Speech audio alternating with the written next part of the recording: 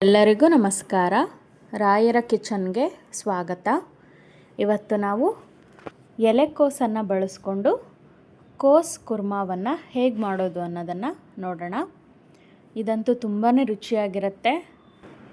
ಇದನ್ನು ತುಂಬ ಬೇಗನೆ ಕೂಡ ಮಾಡ್ಕೋಬಹುದು. ಇದನ್ನು ಮಾಡಲಿಕ್ಕೆ ಏನೆಲ್ಲ ಸಾಮಗ್ರಿಗಳು ಬೇಕು ಅನ್ನೋದನ್ನು ನೋಡ್ಕೊಂಡು ಬರೋಣ. ಇಲ್ಲಿ ಗಸಗಸೆಯನ್ನು ತಗೊಂಡಿದ್ದೀನಿ, ಕೊತ್ತಂಬರಿ ಸೊಪ್ಪು, ಇಲ್ಲಿ ನಾನು ಕಲ್ಲು ಹೂವು, 3 ಏಲಕ್ಕಿ, 3 ಲವಂಗ,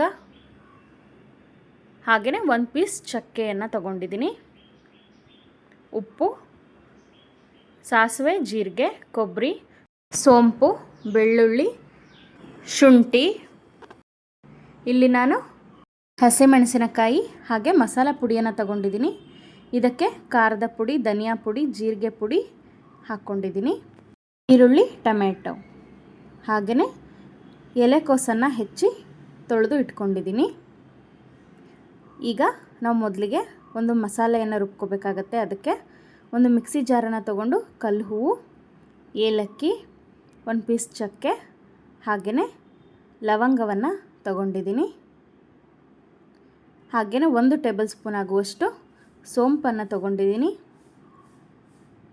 ಇಲ್ಲಿ ಕೊಬ್ಬರಿಯನ್ನು ತಗೊಂಡಿದ್ದೀನಿ, ಹಾಗೆಯೇ ಸ್ವಲ್ಪ 1 ಪೀಸ್ ಆಗುವಷ್ಟು ಶುಂಠಿಯನ್ನು ಹಾಕ್ಕೊಂಡಿದ್ದೀನಿ, ಬೆಳ್ಳುಳ್ಳಿಯನ್ನು ಹಾಕ್ಕೊಂಡಿದ್ದೀನಿ, ಹಾಗೆಯೇ ಖಾರಕ್ಕೆ ನಿಮಗೆ ಎಷ್ಟು ಬೇಕಾಗುತ್ತೆ ನೋಡಿ ಹಸಿಮೆಣಸಿನಕಾಯನ್ನು ಸೇರಿಸ್ಕೊಳ್ಳಿ. ನಾನಿಲ್ಲಿ 2 ಹಸಿಮೆಣಸಿನಕಾಯಿನ ಹಾಕ್ಕೊಂಡಿದ್ದೀನಿ, ಸ್ವಲ್ಪ ಕೊತ್ತಂಬರಿ ಸೊಪ್ಪು, ಹಾಗೆಯೇ 1 ಟೇಬಲ್ ಸ್ಪೂನ್ ಆಗುವಷ್ಟು ಗಸಗಸೆಯನ್ನು ಹಾಕ್ಕೊಂಡಿದ್ದೀನಿ. ರುಚಿಗೆ ಸ್ವಲ್ಪ ಉಪ್ಪನ್ನು ಹಾಕ್ಕೊಳ್ಳೋಣ. ಈಗ ಇದನ್ನು ನೀರು ಹಾಕ್ಕೊಂಡು ಸಣ್ಣದಾಗಿ ಪೇಸ್ಟ್ ಮಾಡ್ಕೊಂಡು ಬರೋಣ. ನೋಡಿ, ನಾನಿಲ್ಲಿ ರುಬ್ಕೊಂಡು ಬಂದಿದ್ದೀನಿ.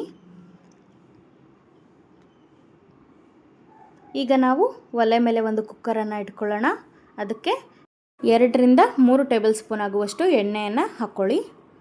ನಂತರ ಸಾಸಿವೆ, ಜೀರಿಗೆಯನ್ನು ಹಾಕ್ಕೊಳ್ಳಿ.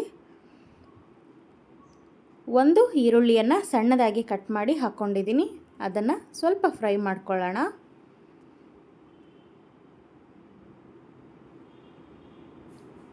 ಹಾಗೆಯೇ 1 ಟೊಮೆಟೊವನ್ನು ಸಣ್ಣದಾಗಿ ಹೆಚ್ಚಿಟ್ಕೊಂಡಿದ್ದೀನಿ, ಅದನ್ನು ಕೂಡ ಹಾಕ್ಕೊಂಡು ಮತ್ತೆ ನಾನು ಫ್ರೈ ಮಾಡ್ಕೊಳ್ತಾ ಇದ್ದೀನಿ.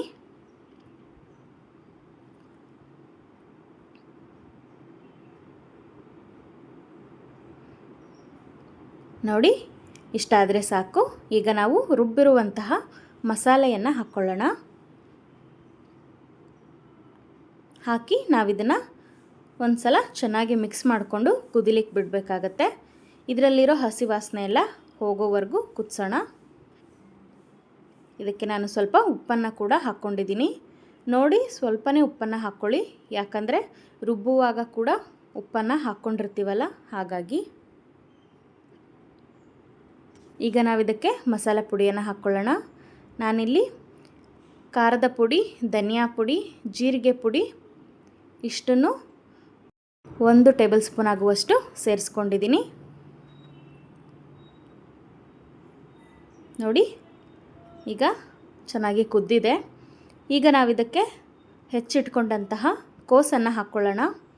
ನೀವು ಕೋಸನ್ನು ಉದ್ದನೇ ಹೆಚ್ಕೋಬೇಕು ಅಂತೇನಿಲ್ಲ, ನಿಮಗೆ ಬೇಕಾದರೆ ಸಣ್ಣಕ್ಕೂ ಕೂಡ ಹೆಚ್ಕೋಬಹುದು.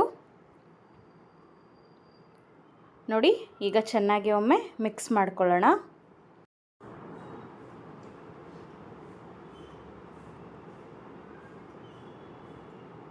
ನೋಡಿ, ಹೀಗೆ ಚೆನ್ನಾಗಿ ಮಿಕ್ಸ್ ಮಾಡ್ಕೊಂಡಿದ್ದೀನಿ.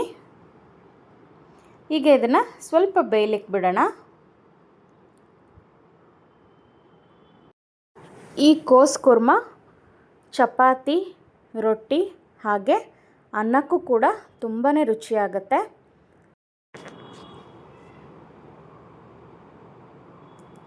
ಎಲ್ಲರೂ ಸಾಮಾನ್ಯವಾಗಿ ಮನೆಯಲ್ಲಿ ಕೋಸ್ ಪಲ್ಯವನ್ನು ಮಾಡ್ತೀರಾ. ಒಮ್ಮೆ ಹೀಗೂ ಕೂಡ ಟ್ರೈ ಮಾಡಿ, ತುಂಬಾ ರುಚಿಯಾಗಿರುತ್ತೆ. ನೋಡಿ, ನಾನಿಲ್ಲಿ ಸ್ವಲ್ಪ ನೀರನ್ನು ಹಾಕಿ ಮತ್ತೆ ಚೆನ್ನಾಗಿ ಮಿಕ್ಸ್ ಮಾಡ್ಕೊಳ್ತಾ ಇದ್ದೀನಿ.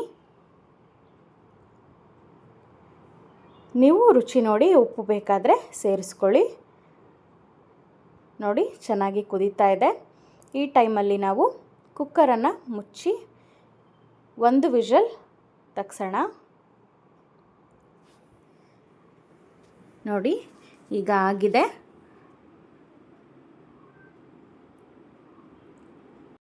ಇಲ್ಲಿ ನಾನು ಮೇಲೆ ಸ್ವಲ್ಪ ತುಪ್ಪವನ್ನು ಹಾಕ್ಕೊಳ್ತಾ ಇದ್ದೀನಿ. ರುಚಿ ಇನ್ನೂ ತುಂಬ ಚೆನ್ನಾಗಿ ಬರುತ್ತೆ ಅನ್ನೋ ಕಾರಣ. ನೀವು ಬೇಕಿದ್ದರೆ ಸೇರಿಸ್ಕೊಳ್ಳಿ, ಇಲ್ಲ ಅಂದರೆ ಹಾಗೇ ಮಿಕ್ಸ್ ಮಾಡ್ಕೊಳ್ಳಿ. ನೋಡಿ ಕುರ್ಮ ಎಷ್ಟು ಪರ್ಫೆಕ್ಟಾಗಿ ಆಗಿದೆ. ಇದನ್ನು ಕುಕ್ಕರಲ್ಲಿ ಬೇಡ ಅನ್ನೋರು ಪಾತ್ರೆಯಲ್ಲಿನೇ ಸ್ವಲ್ಪ ನೀರು ಹಾಕಿ ಚೆನ್ನಾಗಿ ಬೇಯಿಸ್ಕೊಳ್ಳಿ. ಇಷ್ಟ ಆದರೆ ಆಯಿತು. ಕೋಸ್ ಕುರ್ಮ ತಯಾರಾಗಿರುತ್ತೆ. ನೀವು ಒಮ್ಮೆ ಟ್ರೈ ಮಾಡಿ ಮತ್ತೆ ಮತ್ತೆ ಮಾಡಿಕೊಳ್ಳುವಷ್ಟು ರುಚಿಯಾಗಿರುತ್ತೆ. ಹಾಗೆಯೇ ಯಾರೆಲ್ಲ ನನ್ನ ಚಾನಲನ್ನು ಸಬ್ಸ್ಕ್ರೈಬ್ ಮಾಡ್ಕೊಳ್ಳದೆ ನೋಡ್ತಾ ಇದ್ದೀರಾ, ದಯವಿಟ್ಟು ಸಬ್ಸ್ಕ್ರೈಬ್ ಮಾಡಿ ನೋಡಿ. ಹಾಗೆಯೇ ನಿಮ್ಮ ಫ್ಯಾಮಿಲಿ ಫ್ರೆಂಡ್ಸ್ಗೂ ಕೂಡ ಶೇರ್ ಮಾಡಿ. Thank you.